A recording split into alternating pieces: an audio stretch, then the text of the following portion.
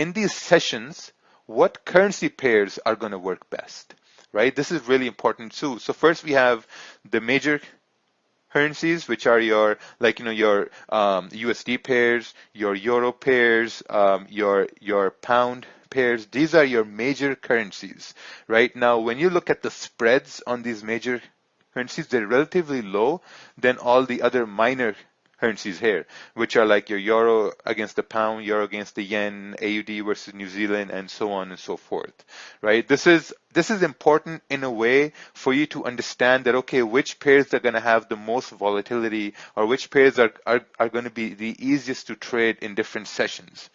Now, one thing really important to note is how are currencies correlated in different sessions.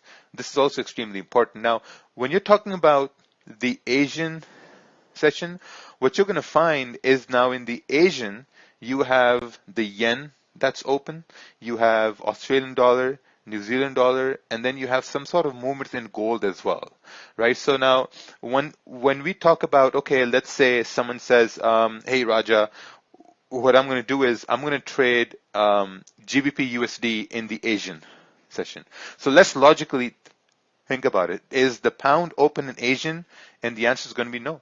And then you say, okay, is the USD open in Asian? And the answer is still going to be no. So it makes no sense to look at GBP USD or GBP CAD to trade in the Asian, right? Because you need to look at the pairs that are actually open in that session.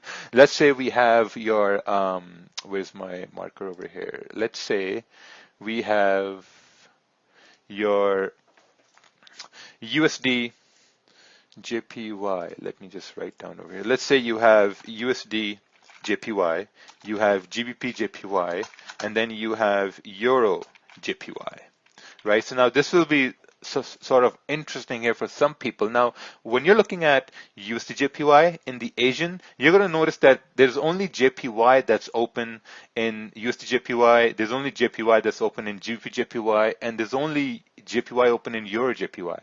So in the Asian session, you might find that all the JPY pairs, they tend to move the same way, right? If you're going to say that, okay, in the Asian, what's going to happen is that your JPY is going to move bullish. So if you backtest, if you look at the charts, you're going to notice that with your JPY, GBP JPY also moved up. USD JPY also moved up. CHF JPY also moved up, because they all are open in this, like only one currency is open in the Asian session, right? If you look at, let's say, AUD JPY, what you might find is that maybe AUD JPY, it may not move as these two pairs move.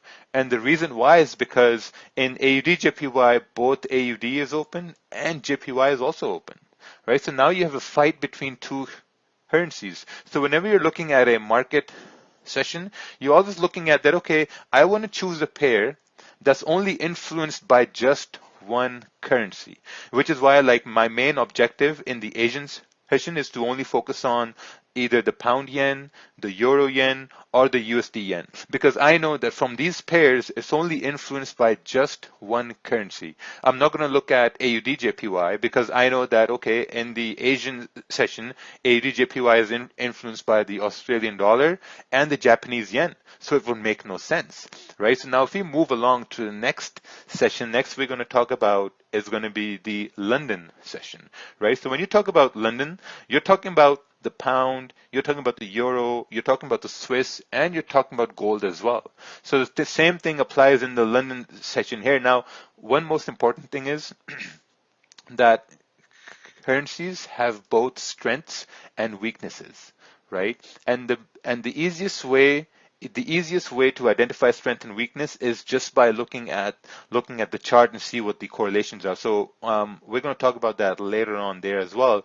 But what I really want to emphasize is on the fact that, okay, let's say you choose GBP, Euro GBP, right? Let's say someone says here, let's say we have Steven, right? And Steven says, hey guys, you know what I'm going to do? I'm going to trade Euro GBP, right? So when Steven is going to try to trade Euro GBP, he will have to make sure that for him to have a profitable trade on Euro GBP, he would want one pair, like one currency to be really weak and one to be really, really strong, right? That's the only way you're going to know that, okay, now the pair is going to move. But if both currencies are strong, then there's a very, very high chance there's going to be some sort of consolidation. Then it's going to get really hard to trade, right? So for someone like, let's say myself, if I was a new trader and if I chose the London session to trade, I would maybe go ahead to focus on maybe GBP USD or GBP JPY, Euro JPY, Euro USD. I would want to choose a pair which is only influenced by just one currency. It just makes sense in that aspect, right? So now when we move along to the New York session, now you have an entire stable of currencies that are open. You have the USD is open, you have CAD is open, you have pound is open, you have Swiss and gold, right? Now gold is mostly moved based on the Australian dollar, because with the Australian dollar, gold is directly correlated. I don't expect anyone to use this information based on their trading because it's a little bit of an advanced concept.